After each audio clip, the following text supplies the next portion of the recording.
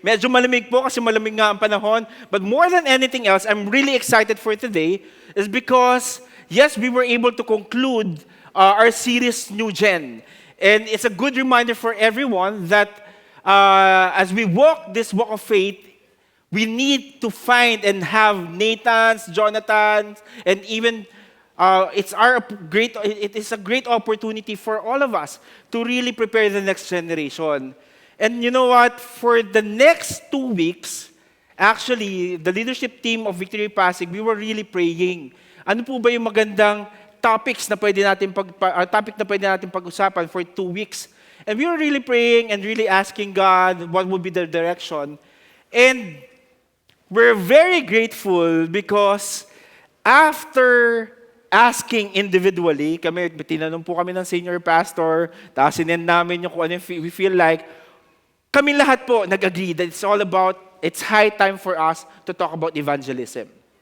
Maybe some of you here, this is the first time you're going to hear the word evangelism, or maybe some of you here, you're very familiar with the word evangelism. Evangelism, to be honest, ito pong evangelism, isa po ito sa mga core values na meron tayo sa movement natin as Every Nation. So, ibig sabihin, kung core value natin to, it should reflect in us. Kaya, even when we started this church, when Victory Ubald started, ang pinaka-heart po natin is to really evangelize. So, ibig sabihin ng evangelize is for us to make sure that we will reach the lost. So, if we're gonna look back, at tignan po natin kung ano itong core values na meron tayo, isa po to sa 5 na core values na meron tayo. At sinabi po dito, evangelism, we value the lost people because God's heart is to reach the lost. We seek to build churches primarily through evangelism, not transfer, through birth, not adoption. So meaning, the very heart of God for all of us is for us to be used by Him and share the gospel to the lost people. At ayun po yung pag-uusapan natin for the next 2 weeks. For today, I'm gonna share a very familiar story, which is 1 is greater than 99. Or it's all about the compassionate heart of God. I would like to ask everyone to stand up and open your Bibles in Luke chapter 15, verses 1 to 7. If this is your first time, we just want to say, welcome po kayo dito. Tulad po ng sinabi ni Pastor Angelo, hoping na makasama pa namin kayo for the following weeks. At ang bukod tayong pinag-usapan lang po natin dito is yung word ng Panginoon. Kung matagal na po kayo umattend dito, I hope that you have your own Bible. But if you're coming here for the past how many weeks, tapos wala pa po kayong Bible, meron po tayong screen dito na prepare sa inyo so that you can follow us. But we're really encouraging you to download yung Bible po sa ating mga smartphone. O kaya, you can bring your hard copy ng Bible. It says here, in Luke chapter 15, verses 1 to 7, now the tax collectors and the sinners were all drawing near to him, and the Pharisees and the scribes grumbled, saying, this man receives sinners and eats with them. So he told them this parable, what man of you, having 100 sheep, if he has lost one of them, does not leave the 99 in the open country and go after the one that is lost until he finds it. And when he has found it, he lays it on his shoulder, rejoicing. And when he comes home, he calls together his friend and his neighbors, saying to them, rejoice with me, for I have found my sheep that was lost. Just so, I tell you, there will be more joy in heaven over one sinner who repents than over 99 righteous persons who need no repentance. Let's just pray.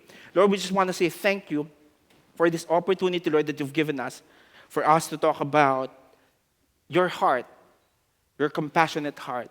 Lord, I pray that you will minister to all of us. May you prepare our hearts, and may you bless the preaching of your word in the mighty name of Jesus. Amen and amen. You may take your seats.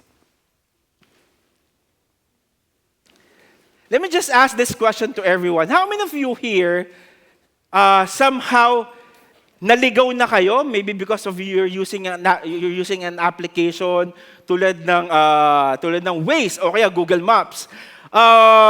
Isa sa mga hindi ko makakalimutan is when we are about to go to Pangasinan. So papunta kami ng Pangasinan and medyo gabi na noon dahil pupunta namin yung kaibigan namin.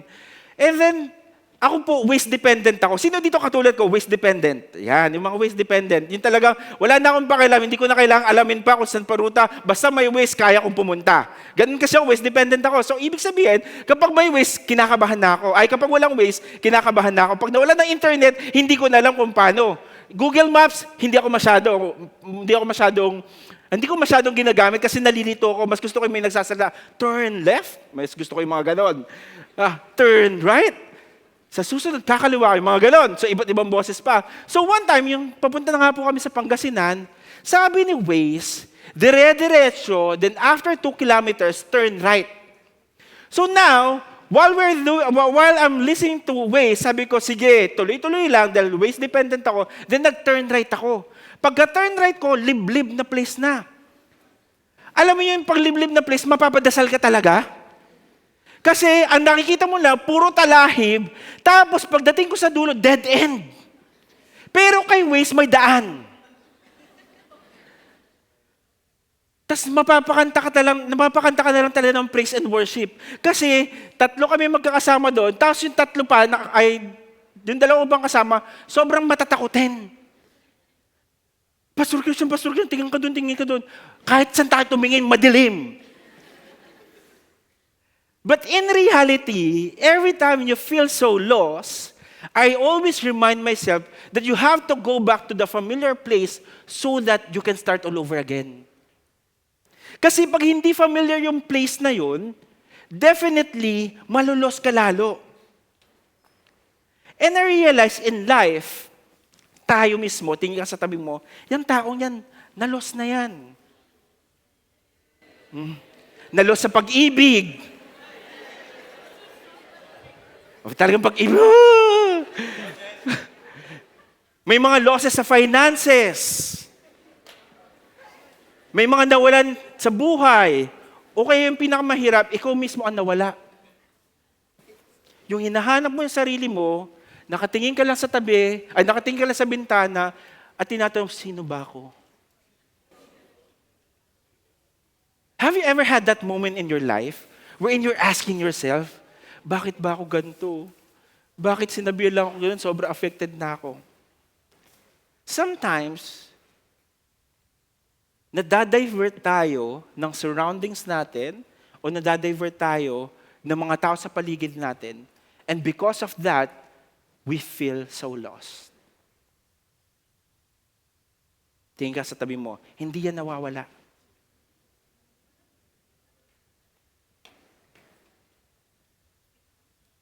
The reason why I'm sharing this passage is because what we're going to talk about in Luke chapter 15, it's all about the parable. It's a certain parable. A parable of the lost sheep na sobrang familiar somehow to all of us. At ang maganda kasi sa Luke chapter 15, hindi lang po siya isang parable na sinare ni Jesus. There are 3 parables na sinare ni Jesus at that time, a good opportunity for him to teach. So, the context of this passage is that Jesus was so known at that time, wherein people are following Him, may mga crowds, at ang matindi dito, marami talagang humahabol sa Kanya.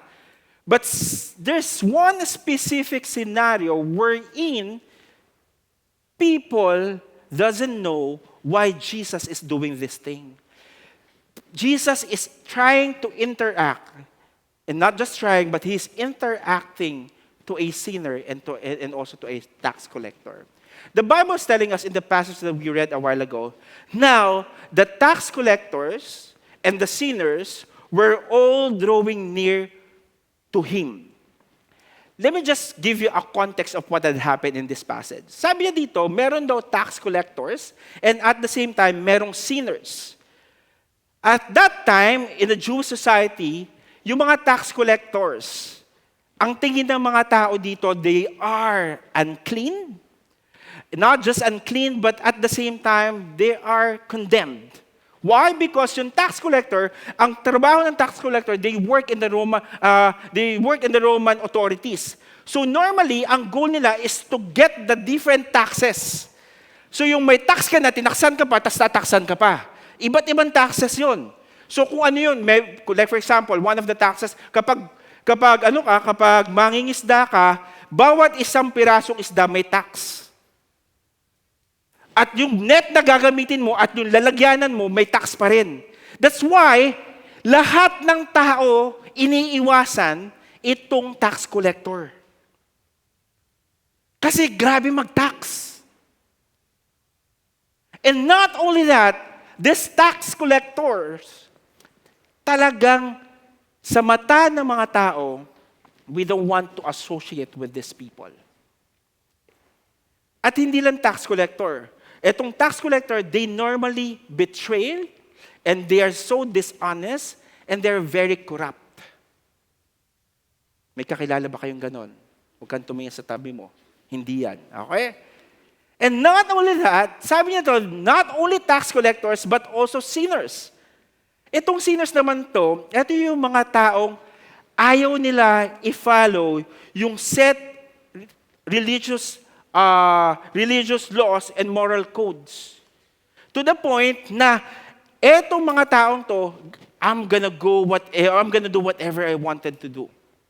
Wala akong ipa-follow na any religious laws, wala akong ipa-follow na kahit anong code. That's why they're unclean as well. Kumbaga, ina-associate sila sa mga taong mahirap, ina-associate sila sa mga taong may sakit. Ganon yung tingin ng society sa tax collectors and sinners. And if you're going to try to look at it, tax collectors and sinners were broken, unclean, and unrighteous people. Pero, the great thing about these tax collectors and sinners, in the same passage that we read a while ago, they were all drawing near to Jesus. They want to hear Jesus. Imagine, marginalized people. Iniiwasan, ayaw kausapin, unclean, unrighteous. Pero they're all drawing near to Jesus. Why? Because the Bible scholar is saying that every time that they talk to Jesus, Jesus is offering a message of redemption and hope. That's why they have these guts to talk to Jesus and even to listen to the different teachings of Jesus. Kaya kung titingnan mo, in the prior verses in Luke chapters 5, verse 29 to 30, sabi niya dito, and Levi made him a great feast in his house, and there were a large company of tax collectors and other reclining at the table with them. And the Pharisees and their scribes grumbled at his disciples, saying, why do you eat and drink with tax collectors and sinners? Sabi niya dito, in the previous verses, or chapter, sabi niya dito, si Levi daw. Si Levi actually siya yung isa sa mga tax collectors na commonly named as Matthew. Isa to sa mga disipulo ni Jesus na tax collectors na nag-surrender ng buhay na kay Jesus at finalo si Jesus. Imagine, etong tax collector na to, he is associating himself to Jesus and he experienced transformation and also new life. Pero, for others, they are marginalized. And not only that, hindi lang si Levi, pero sinabi there's a large company of tax collectors. Try to imagine with me, yung iniiwasan ng society, yung ayaw makasama ng society, lumalapit kay Jesus. And not only that, if we're going to try to go back to Luke chapter 7, verse 34, sabi niya dito, and the Son of Man has come eating and drinking, and you say, look at him, a glutton and drunkard, a friend of a tax collector and a sinner. Even the association of who Jesus to the tax collectors and sinners, sinabi nila na friend pala to ng tax collector eh. So meaning, despite their brokenness, tax collectors and sinners were drawn to Jesus to listen to Him.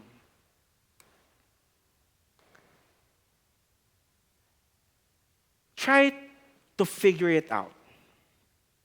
It's very revolutionary at that time. Why? Because they broke a social and religious boundaries na bawal mag-associate. Because they're unclean. But Jesus is doing that. Now, going back to the verse that we read a while ago, in verse 1, when the Pharisees and scribes saw that, sabi niya dito, and the Pharisees and the scribes grumbled, saying, this man receives sinners and eats with them. Grabe lang. Sabi niya dito in this passage, now merong Pharisees at merong scribes. Yung Pharisees kasi, normally they're Jewish religious people wherein they are very strict in following the law. And yung mga scribe naman to, ito yung para mga lawyer talaga. To the point na alam nila, kabisado nila na ito dapat gawin mo, ito dapat gawin mo, na bawal hindi i-follow. Now when they saw that revolutionary thing that Jesus is doing, they grumbled. As in, galit na galit sila. Nag-murmur sila to the point that they really want to say something to God. They opposed Jesus for his response, and not only that, they criticized Jesus in terms of his association, and also they attacked Jesus in terms of his character. Why? For one specific reason. Jesus receives them. Yung receive na sinasabi po dito, it's all about the compassion to welcome and to accept even if they are marginalized.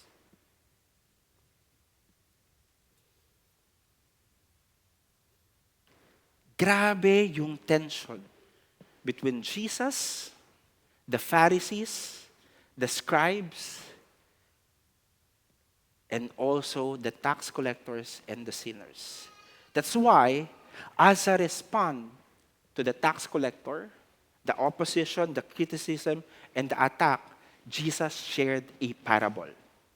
Parable is an earthly story with a heavenly meaning. So, ibig sabihin nito, gagamit si Jesus ng very familiar illustration so that people can relate.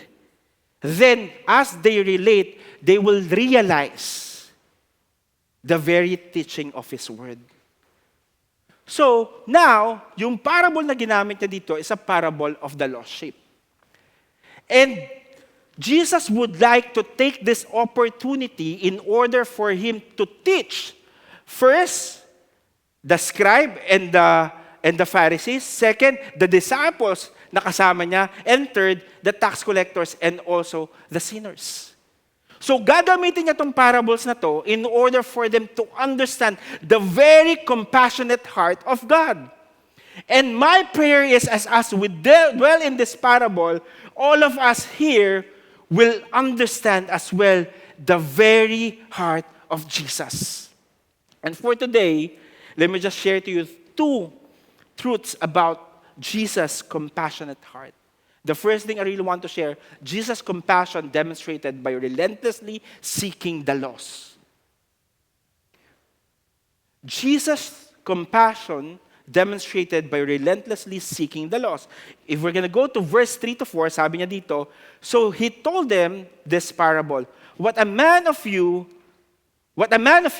having 100 sheep, if he has lost one of them, does not leave the 99 in the open country and go after one that is lost until he finds it. Now, if you're going to try to look at it, Jesus is now creating a picture of that specific parable. Sabi niya dito na meron daw sheep. If we're gonna try to look at the sheep, ganito po ang itsura ng sheep. Okay? Yung sheep daw, ang pinaka-story na sinasabi ni Jesus in that passage, meron daw isang man which is associated as a shepherd, and that shepherd has 100 sheep. At yung 100 sheep na yon, merong isang na-lost, nawala. So, ibig sabihin, kapag meron kang 100 sheep na wala ang isa, ilan ang natira? Naku, hindi ito po trick question. Madali lang. Okay, merong 100 sheep na wala ang isa, ilan ang natira? Palakpakan po natin 99. Yan.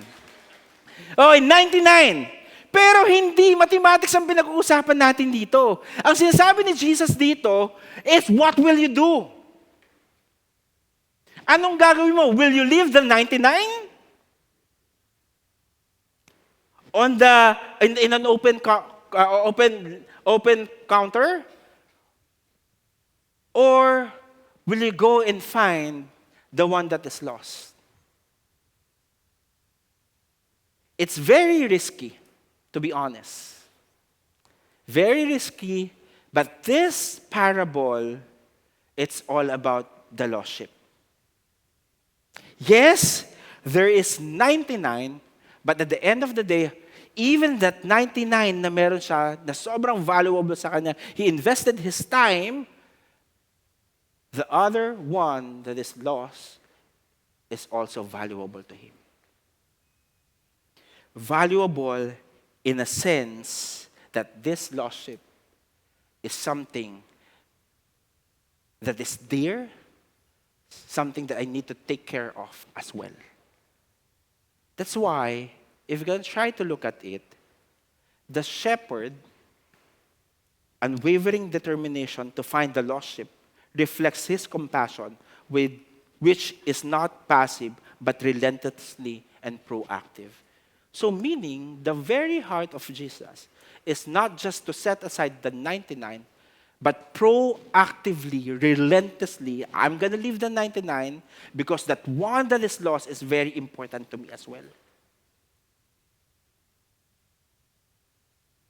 Na napaka-importante sa akin to. Hindi pwedeng may mawala kahit isa. Hindi pwede na itong isang pasaway na sheep na nawala, hindi pwedeng hindi ko hanapin. Because as a shepherd, it's my responsibility to take good care of my flock. And if you're gonna try to figure it out, bakit napaka-importante na hanapin tong sheep na to? Alam niyo po ba yung sheep, normally, sila po ay dumb or less intellectual. Ibig sabihin nito, unang-unang characteristic na meron sila, they are herd instinct. So meaning, they have a very strong flocking instinct. So ibig sabihin, malakas yung pagsama-sama sila. Hindi sila naghihiwa-hiwalay.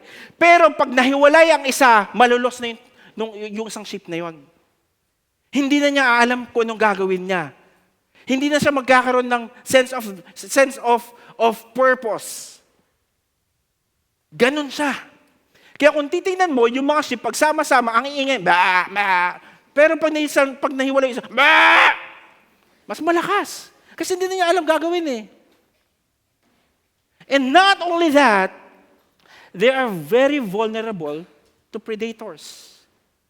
Why? Wala po silang defense mechanism. Nakakita na po ba kayo na mayroong sign, beware? Natawa na kayo, hindi ko pa kasi nasabi. Di ba, normally, kapag magsiswimming ka, beware, meron daw alligator, o kaya may shark, o may jellyfish, pero never na, beware. Sheep is going around. Walang ganun. Why? Kasi yung mga sheep, wala silang way in order for them to fight back. Takot nga sila eh. They're very fearful. And not only that, itong mga sheep, they have poor navigation skills. So, ibig sabihin nito, sobrang struggle nila kahit gumamit sila ng Waze. Hindi nila alam kung saan sila pupunta. Try to imagine with me, itong sheep na to, na lost. May pag-asa pa? And the scholar was saying, yung sheep, pag bumaliktad yan, mahihirapan na yan tumayo to the point na to the point na mauubusan na siya ng lakas hanggang mamatay siya. Hindi niya kayang tumayo on his own. And now, itong sheep na nag-iisa na to, na lost. At ito yung mga bagay na he's facing. But the heart of that man, if we're gonna go back to that verse, sabi niya nito, that he will do everything that he can until he finds it. Meaning, there's a demonstration and at the same time, perseverance in searching that sheep.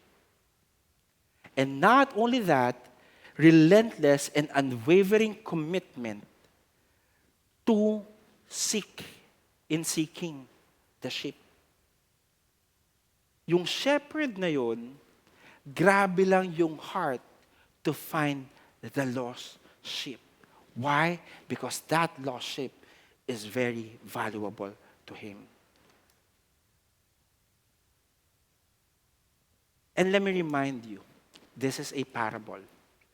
Meaning, in this story, Jesus would like to convey a very specific message. And that message is that Jesus' relentless pursuit to seek and save the lost reveals his deep love and dedication to each individual.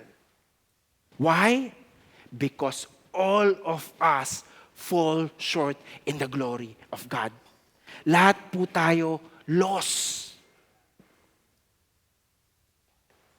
Lahat po tayo sinners. Kaya the very word of God is telling us, for the Son of Man came to seek and that's the very heart of God. It's for us to know that there is Jesus willing to seek and save us. Tignan mo yung katabi mo. Kahit gaano kaganda at kagwapo yan, lost yan. Let me put in this way. Have you lost something or someone that is so valuable to you? Meron na ba? Cellphone. Common yan. Cellphone, susi, na talagang hindi mo alam, pinaring mo na, pinaano mo na, hindi mo mahanap-hanap. Pero nung nakita mo, nandito ka lang pala. You will seek it. And you will do everything that you can. Sabi nga nila, ibabaliktad mo na yung buong bahay, mahanap mo lang yung nawawalang bagay. Dahil valuable to you. How much more kaya kung paano tayo tinitignan ni Jesus? You are so valuable to Him that cost His life on that cross. He died on that cross. We did our communion a while ago.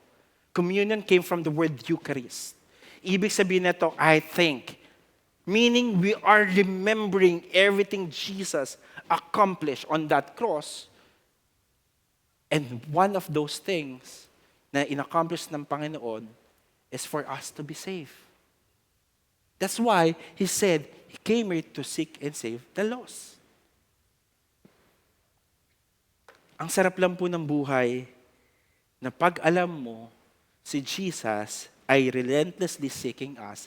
Why? Because His compassionate heart remains steadfast and never abandon us. Kahit ilang beses kang tumakbo May kakilala ba kayong ganito? Yung alam mo yung tipong hindi siya naniniwala kay Jesus. Ayaw niyang kilalanin si Jesus. Pero kapag nasa hirap na ng sitwasyon ng buhay niya, nagtitext siya, pa-pray naman ako.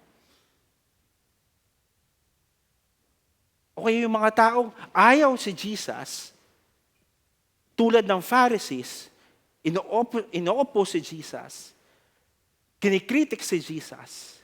Pero in reality, in their small corner, they are praying to God.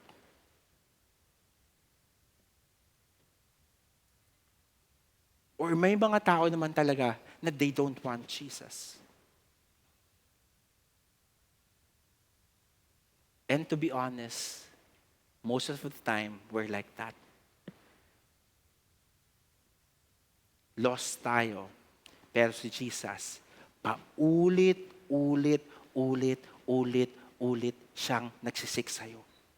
Paulit-ulit siyang kumakatok sa puso mo. Paulit-ulit siyang nire-remind ka sa promises niya. Paulit-ulit na binibigyan ka ng strength. Paulit-ulit na nire-remind ka na marerestore itong mga bagay ito. Paulit-ulit na sinasabi niya na you are so valuable to me. But sometimes, we're like Pharisees and we're like scribes. Na we are so religious and we miss the King because we're so busy in the kingdom. Remember, Jesus is so compassionate. Gusto ko niyang ma-reach. Gusto ko niyang maintindihan mo kung gaano kanya kamahal. Kasi, He will never stop seeking us. Why? You are valuable to Him. And not only that, the second thing that I really want to share, Jesus' compassionate heart finds joy in our repentance and restoration. Right after sharing yung first part ng parable, sabi niya in verse 5 to 6, and when he has found it, he lays it on his shoulder, rejoicing, and when he comes home, he calls together his friend and his neighbors, saying to them, rejoice with me, for I have found my sheep that was lost. Sabi niya dito, now, because of his relentless pursuit in seeking the lost sheep, nung nakuha niya at nahanap niya, there's a very specific word na paulit-ulit na sinabi dito sa passage na to, and that is the word rejoicing. So nung nahanap na itong bagay na to, nahanap na itong sheep na to na na-lost, na iniwan niya yung 99 just for him to find the sheep, then when he found it, he said he was rejoicing. He was rejoicing to the point that he is carrying the sheep. But ayaw niya tumana. To the point that he is carrying the sheep. Yun.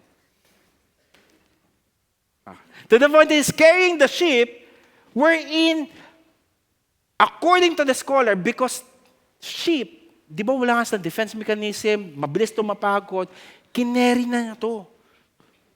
To be sure na may uuwi niya to. And not only that, he returned home the sheep.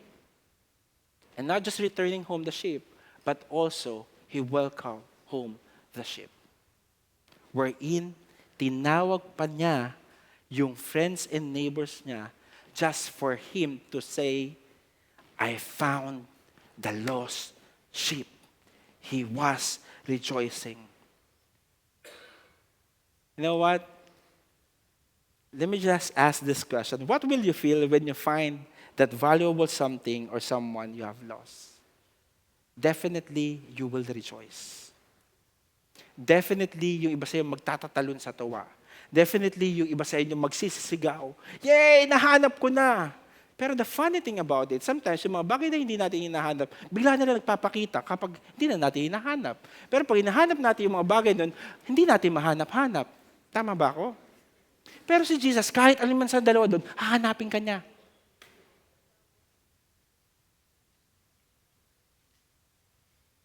And He will rejoice. sing praises as well, definitely. Why? Because Jesus' heart is for us to be found and to be restored. And our restoration brings joyful celebration.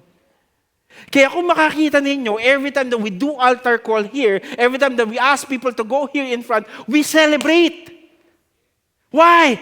Because we are rejoicing together with the King, knowing that this person nagrepent at inaccept si Jesus as Lord and Savior. Ikaw ba no inaccept mo si Jesus as Lord? Yay, Lord, inaccept na kita. Ganun lang ba? O magre-rejoice ka? Because you found a new life. The old has gone, the new has come. Dating basura yung buhay mo, pero ngayon, punong-puno ng purpose. That's why rejoicing. Kaya nga victorious tayo. Tumingin ka sa tabi mo, dapat victorious yan.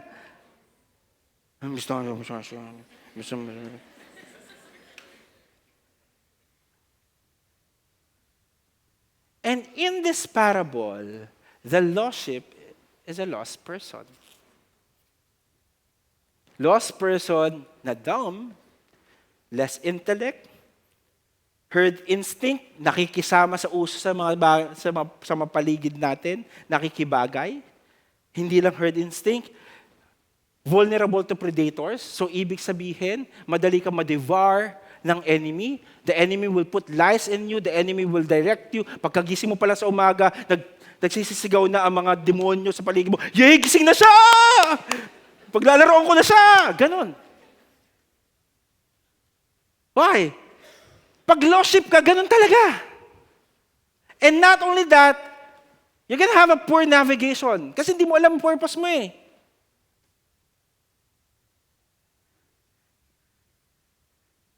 Pero ang masaya dito, si Jesus is seeking you and He wants you to be restored. That is the very heart of Jesus. Ayaw niya dumating yung time at umulit-ulit yung pagkakataon na every time na pagkagising mo na lang, ang nagre-rejoice ay kaaway at hindi ang nagre-rejoice yung mga kakampi ni Jesus.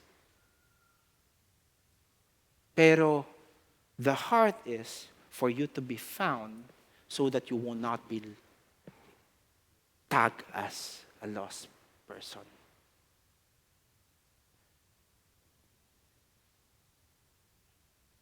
And the only thing that we need to do in order for us to be restored is in verse 7.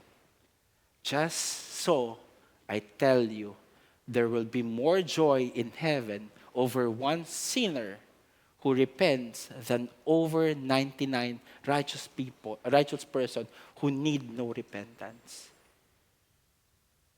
When Jesus knock sa heart mo and reveal the truth, the only thing that we need to do for us to be restored is for us to repent. What do you mean by that?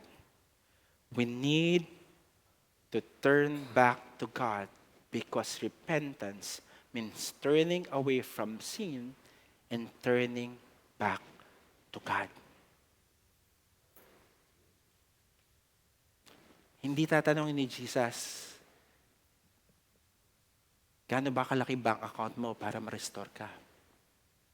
Hindi tatanungin ni Jesus, magkano ba lagayan dyan para ma-restore ka? No. Ang tatanungin lang ni Jesus, will you accept me as your Lord and Savior? Because for me, I want you to know that you are so valuable. You are so valuable to the point that I'm willing to die on that cross for you to know how valuable you are.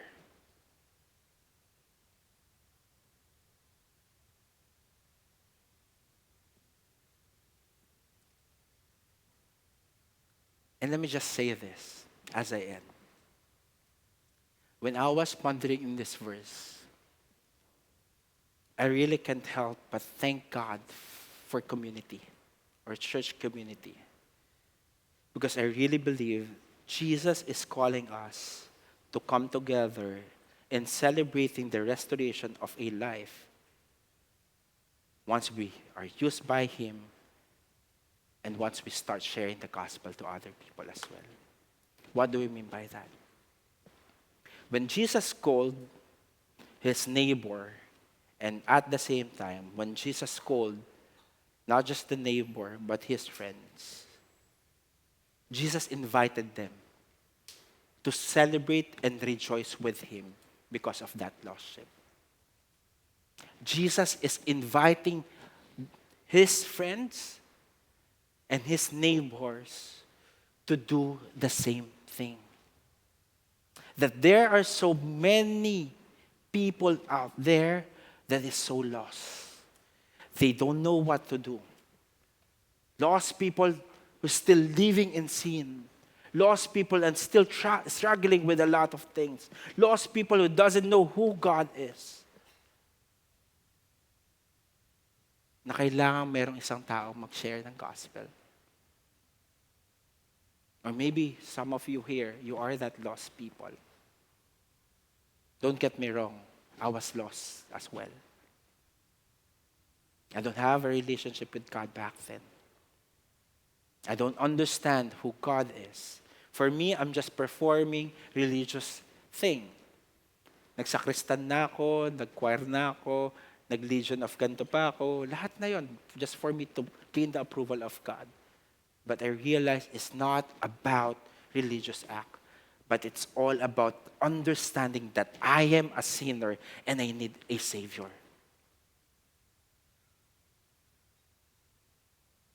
That's why Jesus is calling us to come together in celebrating the restoration of a life. Why? Because every time there's one person na nagre-repent, the whole heaven is rejoicing. Imagine, you are that person sharing the gospel to someone. And as you share that gospel to someone, that person accepted Christ as his Lord and Savior. You know what? The whole heaven is rejoicing. You are partnering with Jesus. You are allowing Jesus to be used by, you're allowing Jesus to use you. And imagine when you go to your friend and start testifying the goodness and greatness of our God in his life, then after that you were able to share the gospel to that person. You know what? Then, when he received that Jesus as his Lord and Savior, the whole heaven is rejoicing.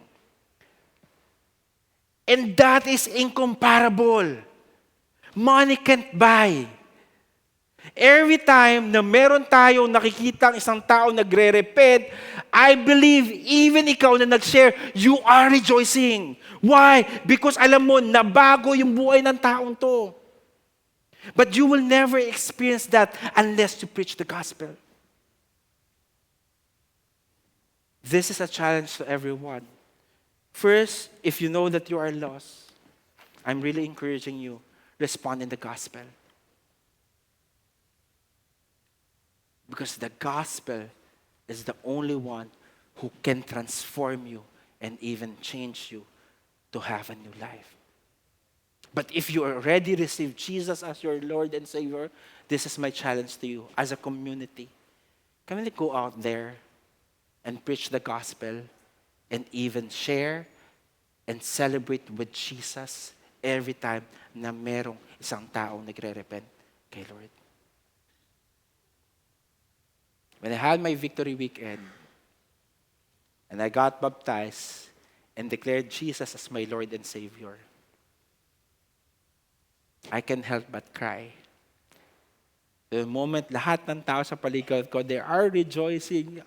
Christian, may bago ko na relationship. Tapos, hindi ko na alam kung sino yung mga hinahag kong ganun. Hindi ko na alam kung sino yung mga kumakapit sa akin ng ganun. Nagtatap sa akin. But for me, sobrang saya. Kaya nga pag victory weekend, tapos kapag magbabaptism dahil public declaration niya, walang pakialamanan kung gusto mo sumigaw, sumigaw ka kasi you are rejoicing. You are proclaiming that you are now a new creation. The old has gone, the new has come. That's why I'm encouraging everyone, if you're gonna try to look at this, meron po tayong ganito. This is for you. Sa'yo na to. Hindi po to bookmark lang. This is a simple tool that we can use in order for us to be reminded kung ano ba yung gospel. Sabi dito, the gospel is the good news that God became man in Jesus Christ. He lived the life that we should have lived and died the death that we should have died in our place. 3 days later, He rose from the dead, proving that He is the Son of God and offering a gift of salvation to those who repent and believe in Him. Ito po yung life, death, and resurrection of Christ. So meaning, ito po yung buhay ng Jesucristo na pwedeng magpabago sa isang tao. And at the same time, dun sa likod naman, ito naman yung two-verse evangelism in order for us to understand that we are all sinners and lahat ng kasalanan natin mayroong kaulakulang kabayaran at yung kabayaran to ay kamatayan. Pero dahil sa ginawa ni Jesus, nag-serve siya as bridge in order for us to receive eternal life. Saan ka pa? Every time we go to the grocery, kunyari SNR, SM, may mga freebies, di ba? Tapos freebies, nakakaya naman, haba ng pila. May mga hotdog, titigman mo, kunyari, how much is this one? Tatanong-tanong ka, pero hindi ka naman bibili. Gusto mo lang tikman, tapos may mga freebies. Pero lahat ng freebies na yun, masarap, tama? Kasi libre. Pero, it doesn't have eternal value. Pero yung salvation, it's for free, pero hindi lahat gustong i-accept. O hindi lahat may alam kasi wala nagsishare. That's why I'm encouraging you, as a follower of Christ, we are called to share in this heavenly joy and participate in the mission of bringing the lost back to Jesus by preaching the gospel. Kapatid mo, nanay mo, tatay mo, kaibigan mo, office mate mo na iyak kasi iniwan ng boyfriend, classmate mo na until now hindi pa rin nakapag-enroll, kaibigan mo, ka-business mo na until now luging-lugi, would you preach the gospel to that person? That's why, as a church, this is our heart. We're going to go out there and preach the gospel. And as a church, we want to celebrate with you as you accept Jesus as your Lord and Savior. In connection with that, let me just covet everyone in this mission field that we have, that this coming August 10 or 17, we're going to have an evangelism training. This one is open to everyone. Saturday po to from 9 to 12. The only thing that you have to do is to register and show up. Huwag po malilate. This is something that we believe God is asking us to do so that we will know how to share the gospel to other people. If you want to be used by God and you know God can use you, we are encouraging you, pili lang po kayo ng schedule, August 10 or 17. After the service, go to the foyer and register. Or you can do, picture the QR code. Kung kailangan nyo pa mag-isip, saan ba ako pupunta? Kung kailangan nyo mag-isip, kung anong schedule na kailangan piliin, just get it. I hope and I pray, tingin ka sa tabi mo, sabihin mo sa katabi mo, umattend tayo dito. Ay, ang hina. Ulitin ko, sabihin mo sa katabi mo, magpagamit tayo sa Panginoon. Remember, as I end, going back in Luke chapter 15, verses 5 to 6, sabi niya, He calls together His friends and His neighbors, saying to them, rejoice with me, for I have found my sheep that was lost. I really believe this is also a call of God to all of us. God is calling us together to go out there, preach the gospel, and at the same time, rejoice and celebrate God's goodness and faithfulness in our lives. Looking back, never forget the reason why Jesus is doing this is because Jesus' compassion is demonstrated by relentless seeking the lost. Importante ang lost kay Lord. At finally, gusto po ni Lord at yung heart ni Lord ay ma-experience yung joy every time na merong taong nare-restore back sa Kanya. Can I ask everyone to stand up? I want you to close your eyes and bow your heads.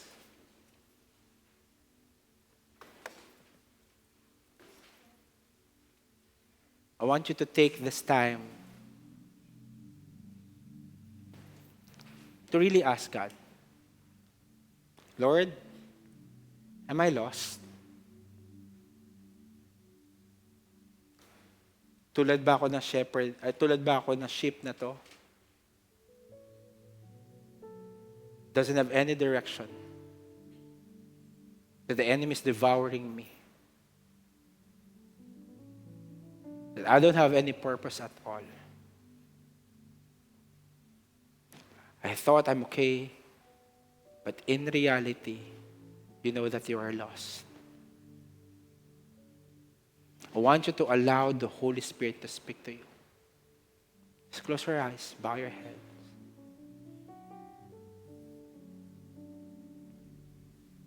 And if you are here, you know that you are lost.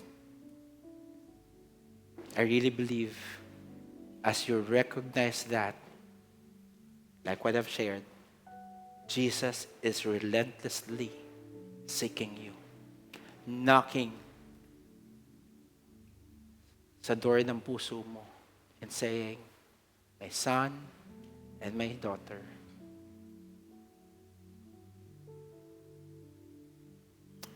I'm willing to save you.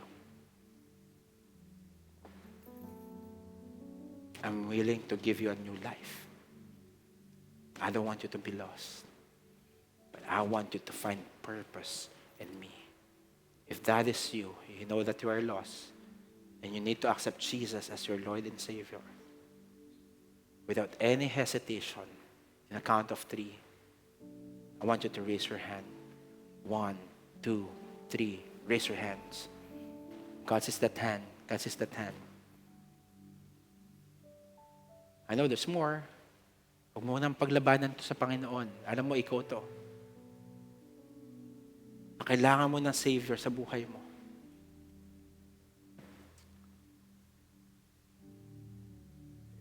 If you are here, put down your hands.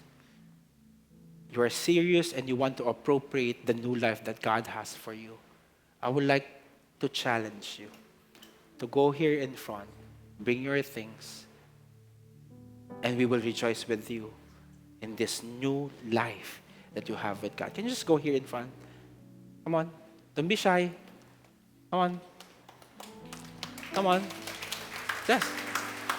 Come on, come on. Come on. Don't be shy.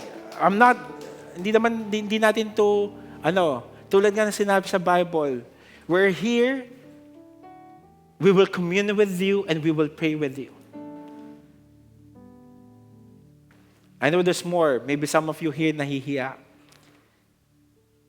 But let me just encourage these two mighty women. Let me just say congratulations. Can we just give a hand? It's not an accident. Sabi, if one person ang nagrepent, the whole heaven is rejoicing. Ngayon, hindi lang isa, pero madami.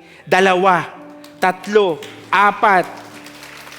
Hindi lang makapunta yung iba. Pero I really believe that the heaven is rejoicing right now. Let me just take this time to pray for you. Lord, I want you to pray after me.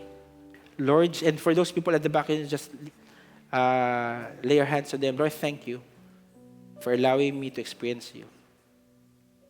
I surrender my life to you. Be my Lord, be my Master, be in control of my life. Maraming pong salamat. Starting today, I appropriate. I'm a new creation. The old is gone. The new has come. Because I'm forgiven. Lord, may you bless these people. In the mighty name of Jesus. Amen and amen. Kindly go to, give us 5 minutes. Just go to Pastor Angelo. Explain lang yung decision na ginawa nyo. And for those people standing right there, God is calling us to go out there and celebrate life with those people who are lost, but yet not permanent, because as you preach the gospel, they will experience the goodness and greatness of our God. Can you just lift your hands if you want to be used by God? Lord, nandito po kami and we're humbling ourselves before you. We know that we're not capable. We know that we're not that intelligent. We know that we cannot rely on our own capacity. But thank you for the Holy Spirit that is at work in and through us. Lord, give us the word to speak and the mouth to share. Every time now we are with our parents, with our siblings, with our relatives, with our office mates, with our classmates, with those people na mamimit namin, Lord. Lord, may you open our mouths to speak life and encouragement. May you use our tongue to testify who you are, how great, how amazing you are. And may you allow us to preach the gospel that will penetrate their hearts like a double-edged sword, Lord, that they will be transformed by you and they will be renewed by you, God. Lord, here we are, declaring and appropriating that we will rejoice with you because it is your joy to see someone go back to your kingdom. Lord, maraming pong salamat. May the Lord bless you and keep you. May the Lord make His face shine upon you and be gracious to you. May the Lord turn His face towards you and give you peace. In the mighty name of Jesus, amen and amen. Don't forget, if you want to register to our evangelism training, just register in the foyer or in the